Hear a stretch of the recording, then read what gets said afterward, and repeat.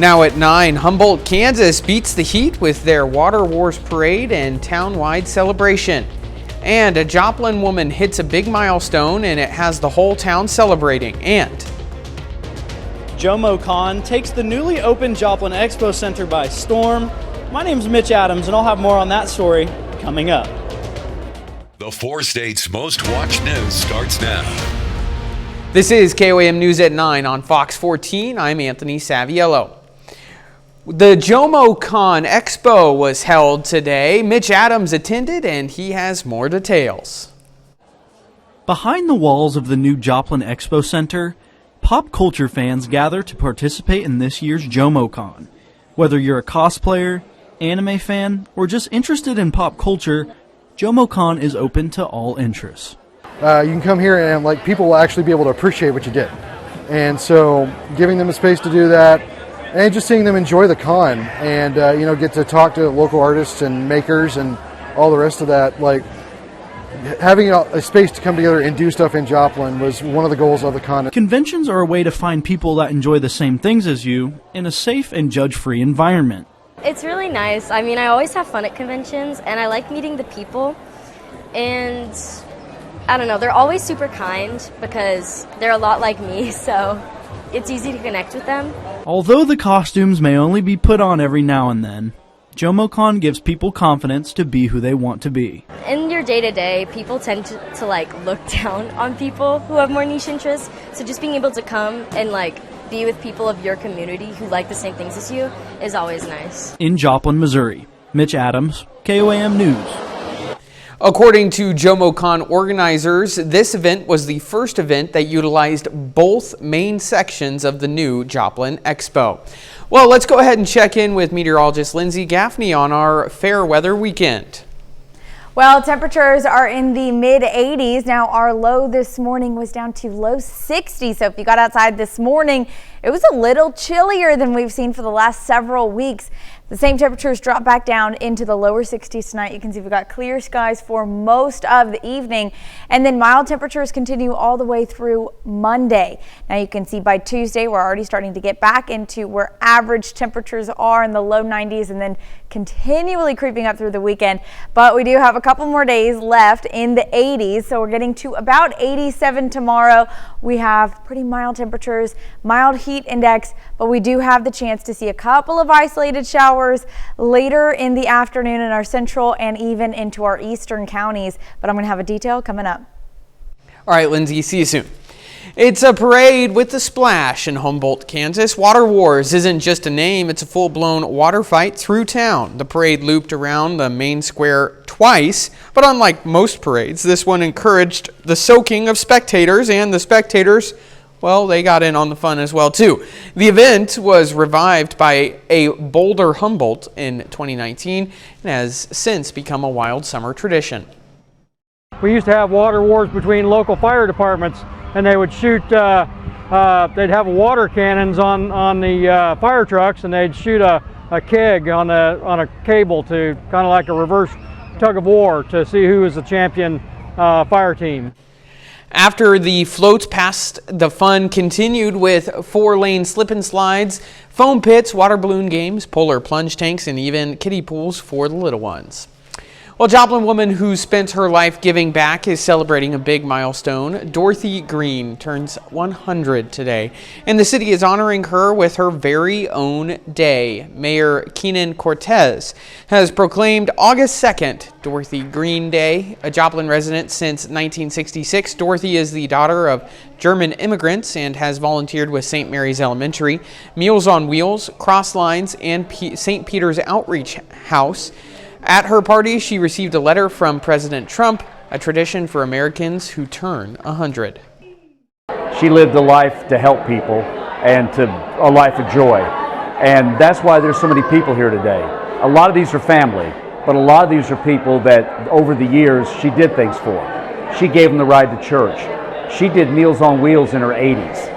She took people to doctor's appointments. There's a lot of people in this town that depended on Dorothy Green for a lot of things. Dorothy says her secret to longevity is knowing how to fall without breaking a bone.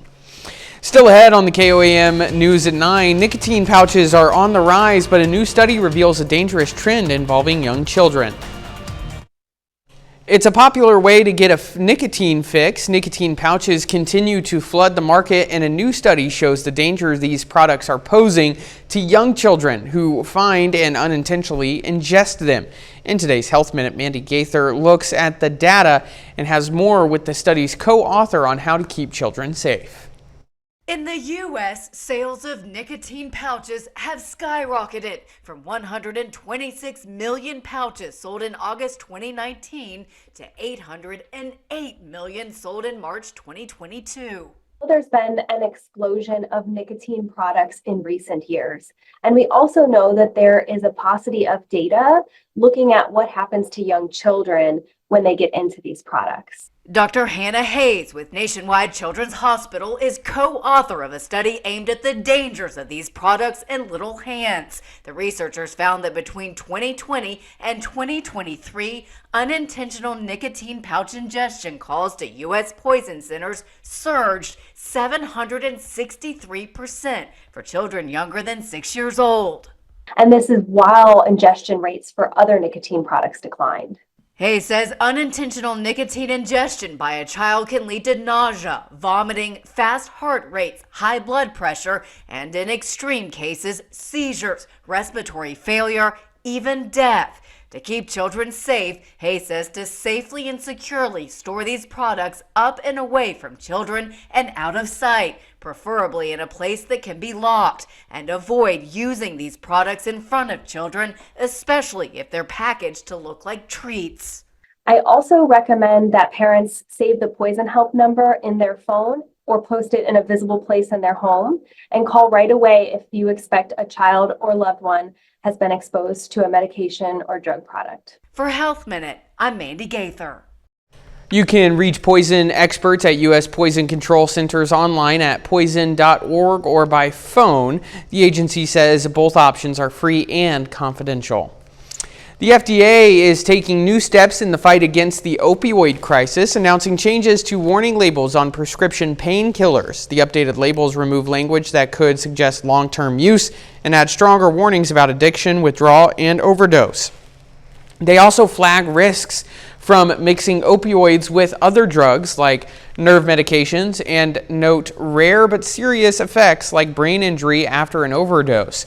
The FDA is also urging doctors to discuss naloxone, a drug that can reverse opioid overdoses. The reduction in demand for COVID vaccines is hitting Moderna. The company says it plans to cut 10% of its global workforce by the end of the year. That will leave it with fewer than 5,000 employees. Moderna specializes in mRNA vaccines. The company's RSV vaccine is expected to get regulatory approval later this month. It would be the first mRNA vaccine approved for something other than COVID. Moderna has seen its stock drop more than 20% this year. Lindsay is next with a complete look at your forecast, and later, beef is getting harder to find and more expensive. We'll explain what's behind the shortage and what shoppers are buying instead.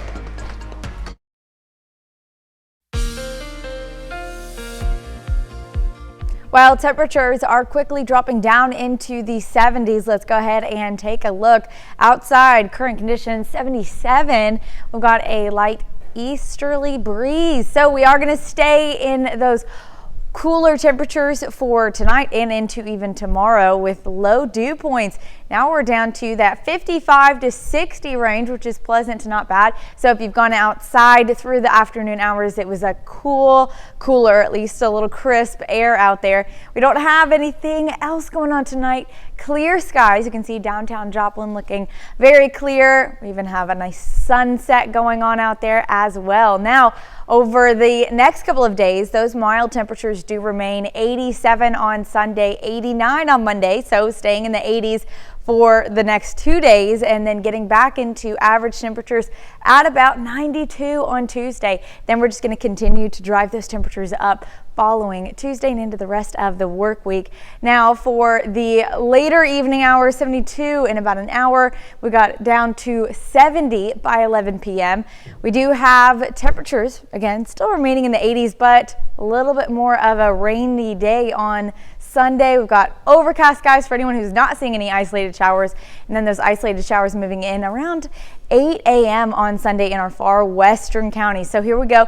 Thunderstorms just outside of our counties out in Kansas, but those do make their way into near Independence, close to Parsons, Yates Center. Some lighter showers by noon, and then a couple more with these random pop-up showers later in the afternoon. So about 4 p.m. just outside of Pittsburgh, just north of Joplin in the Carl Junction area. And then you can see Bartlesville, got some heavy rain up there, Yates Center by 4.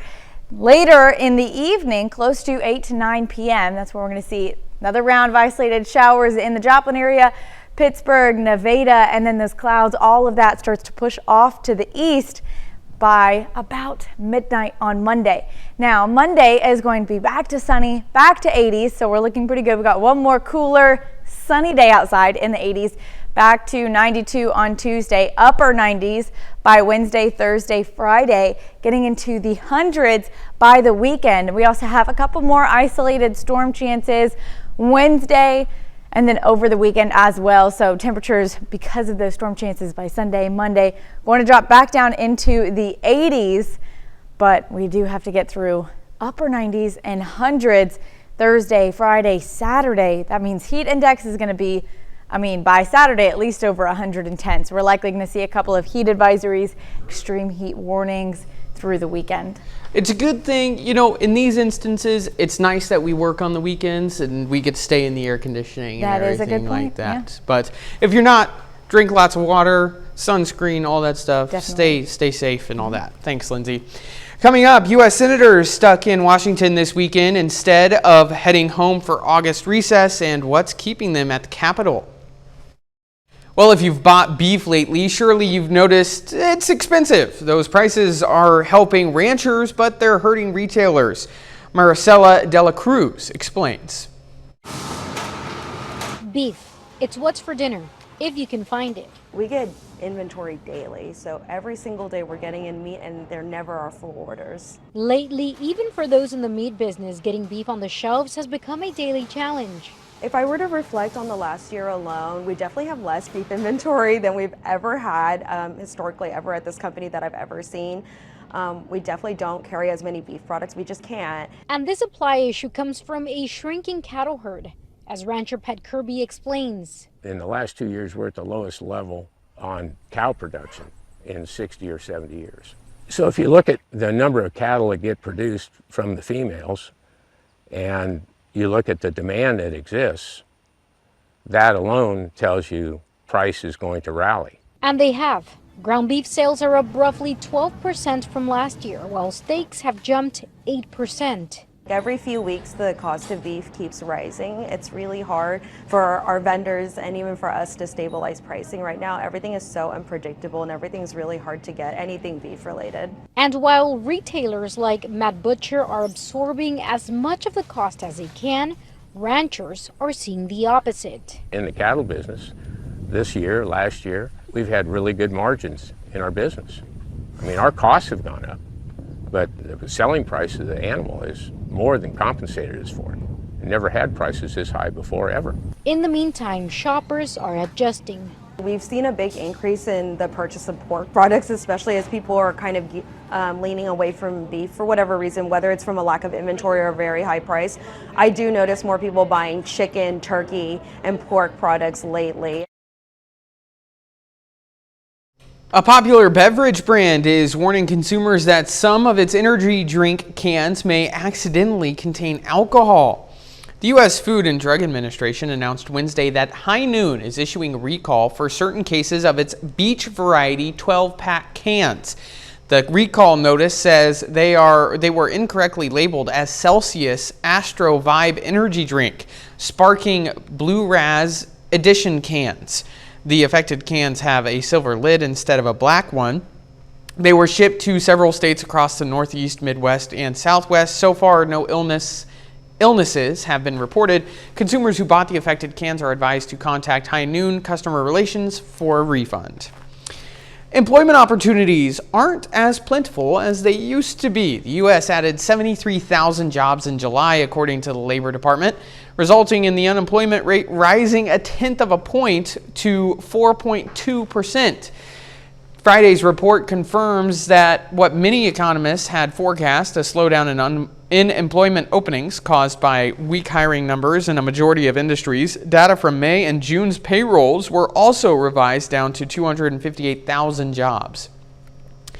And TikTok has announced a new fact-checking feature to help fight misinformation on the U.S. version of the popular app.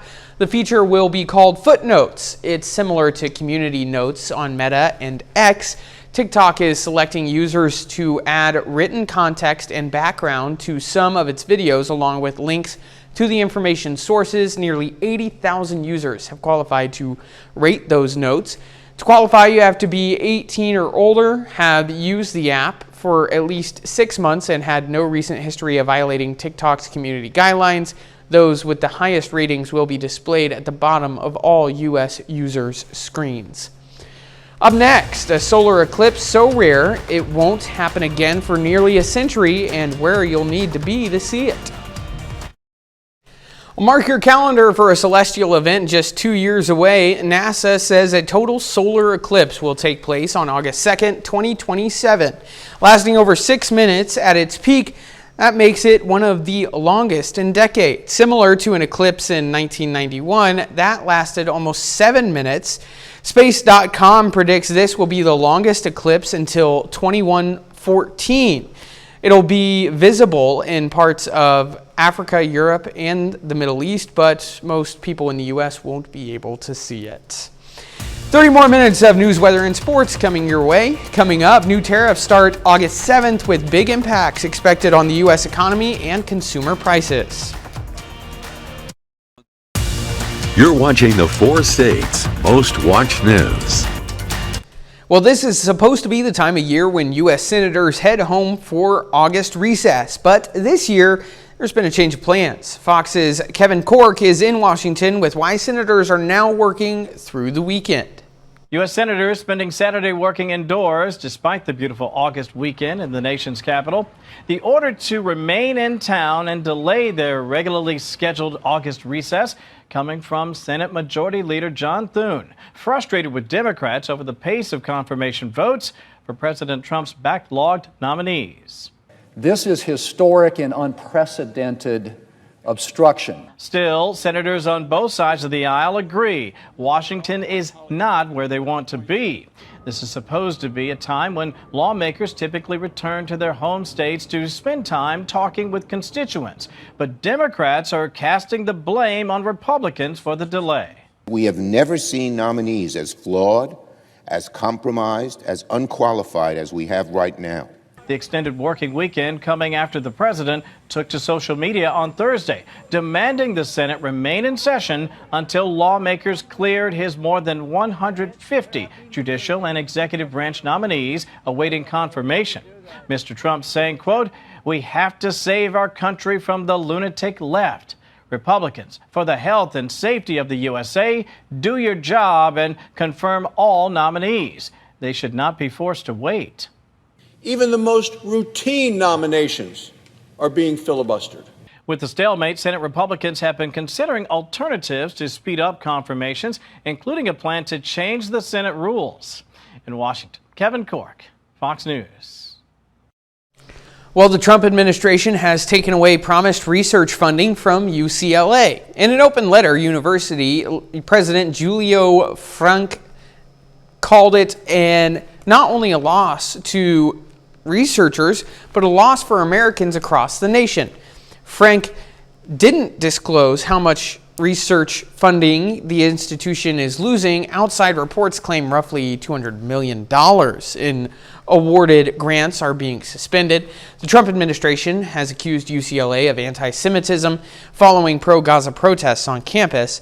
The funding cuts come days after the Justice Department's civil rights decision announced UCLA was in violation of federal law.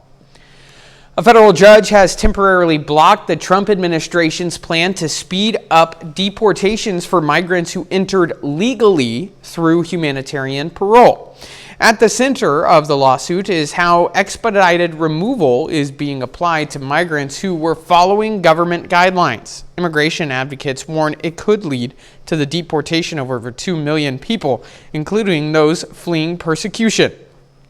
The case marks one of the first major challenges to the administration's immigration policy and could signal how courts view executive power moving forward. New or solidified tariff rates will soon be in effect for almost everything Americans import. Amy Kiley takes a look at the new rates U.S. businesses will have to pay and what they could mean for American consumers. New tariff rates for imports from dozens of countries are set to start August 7th. That's due to an executive order from President Donald Trump, who's meeting his self-imposed deadline today. The universal base rate will remain 10% for goods from countries with which the U.S. has a trade surplus. The base will be 15% when a trade deficit is involved. The rates are set to go even higher for goods from more than 24 other trade partners. Some of the steepest are on imports from Syria, Laos, Myanmar, Switzerland, Iraq, and Serbia. Notably, the duty on Canadian goods will be 35% for imports that aren't compliant with the USMC trade agreement. Mark Carney, who's in charge there, is kind of the anti-Trump, to be honest. I mean, everything Trump would do, say, or think is the opposite of what Carney would do, say, or think. Most products from Mexico are getting another 90-day pause. Mexico has agreed to terminate those non-tariff barriers and to continue to work with us in good faith. The Trump administration says it hopes foreign producers will help U.S. businesses cover the costs of the tariffs. The American economy will boom like never before. Stock market declines yesterday suggest many investors aren't so sure of that. Several U.S. businesses say they can't afford to pay the tariffs without increasing prices for American consumers. You're going to see price increases for the average American family of around $2,400 annually and a smaller economy. I'm Amy Kiley reporting. The Supreme Court might have the last word on tariffs. Trump argues he can unilaterally impose them by declaring that trade deficits are national emergencies. A group of states and small businesses is challenging that assertion with a lawsuit. An appeals court is considering their case. Lindsay is next with a complete look at your forecast. And up next, some colorful yarn creations. A Philadelphia artist turns crocheting from a healing tool into viral public art. More details coming up.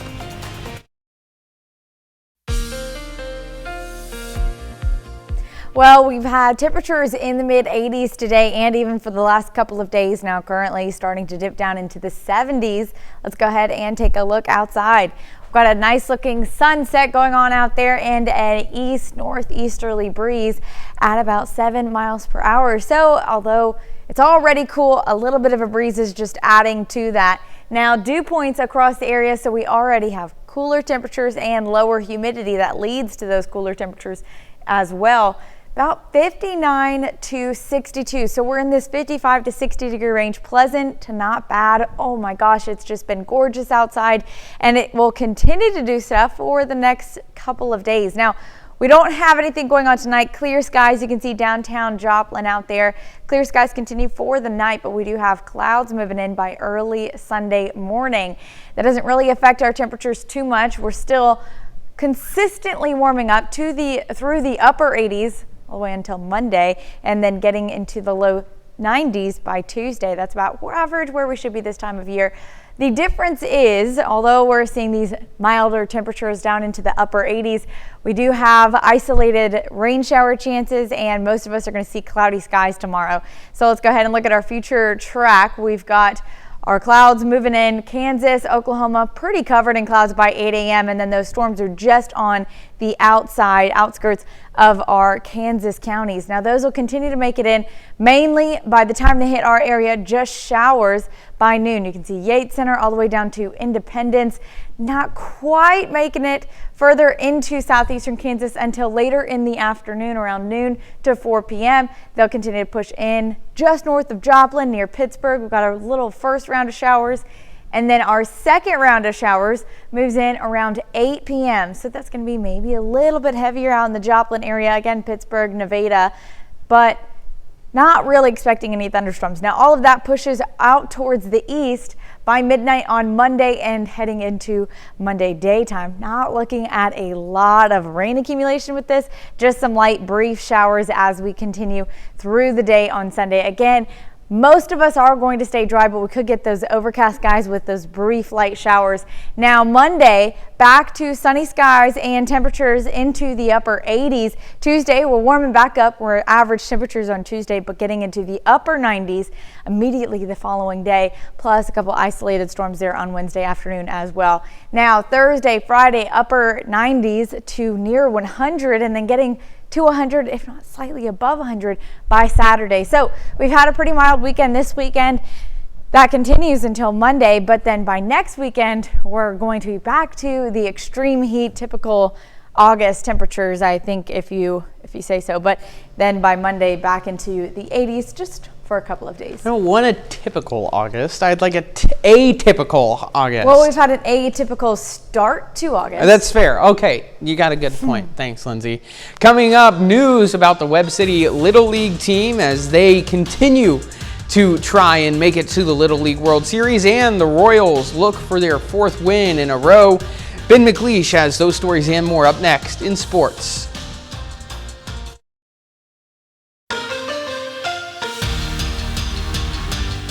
We have 2 local teams playing in the Midwest Region Tournament looking for a spot in the Little League World Series. The Webb City All-Stars represent Team Missouri for the 2nd straight year. They won yesterday, but today they're shut out 2-0 against South Dakota. They're not done yet though. This tournament is double elimination.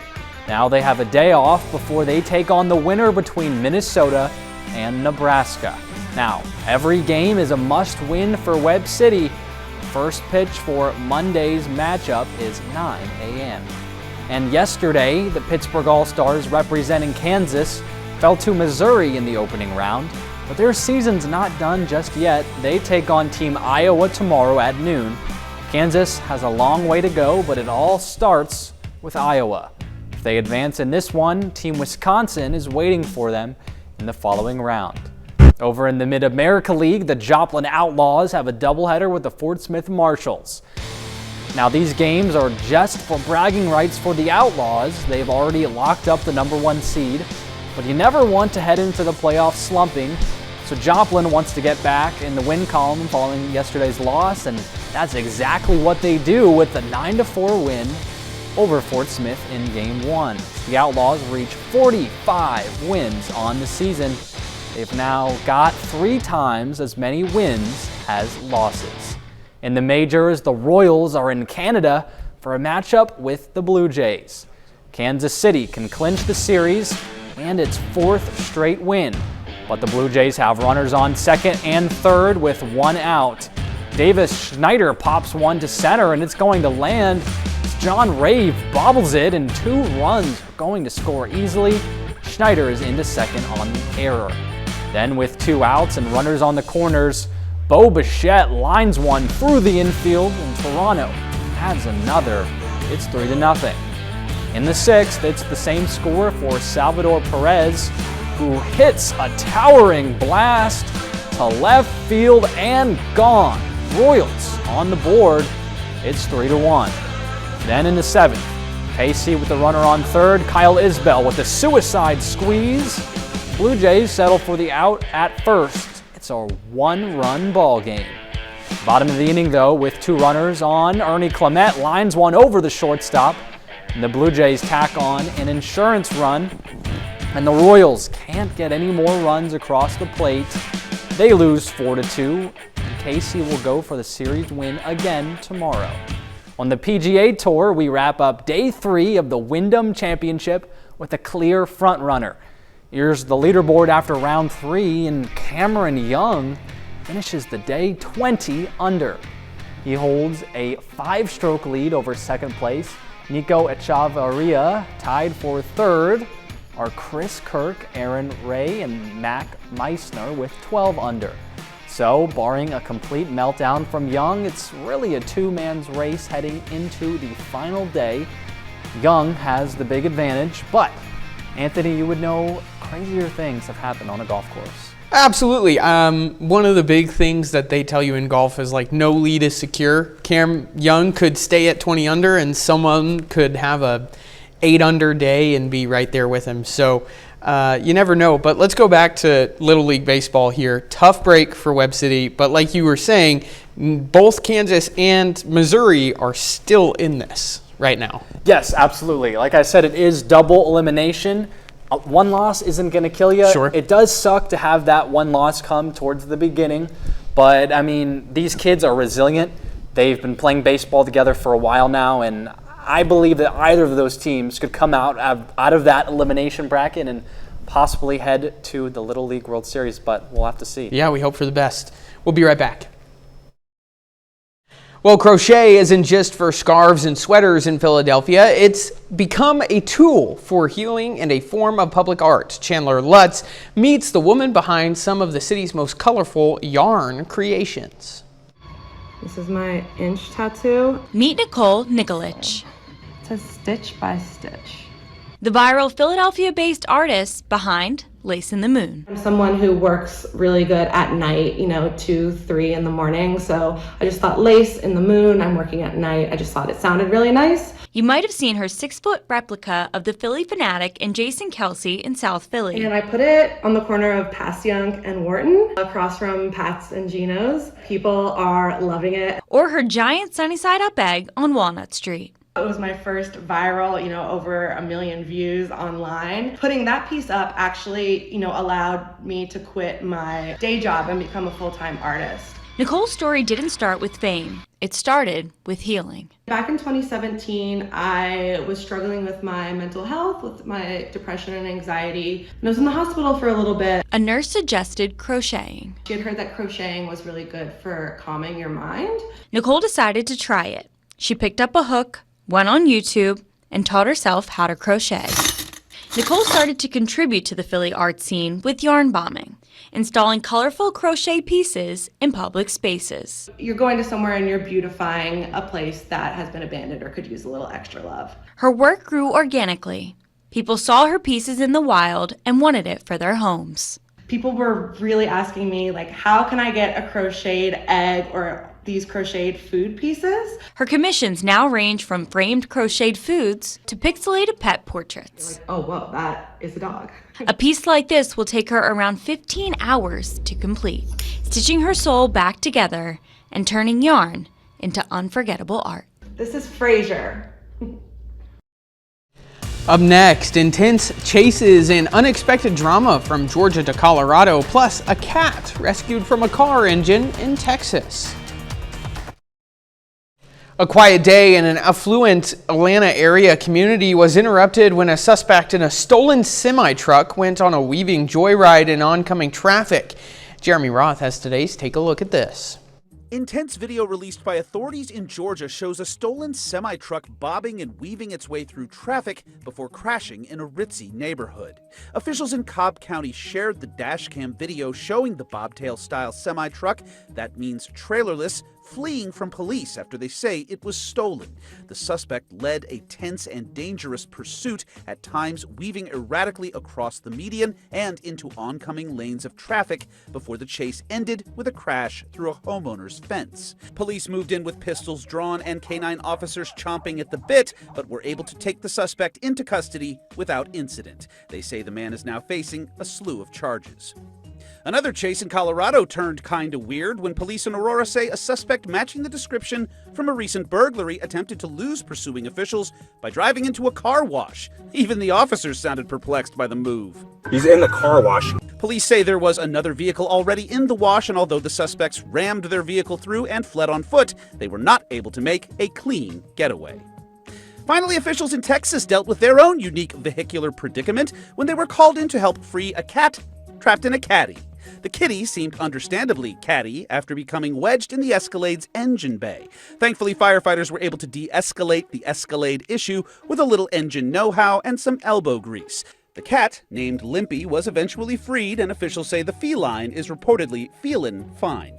For Take a Look at This, I'm Jeremy Roth.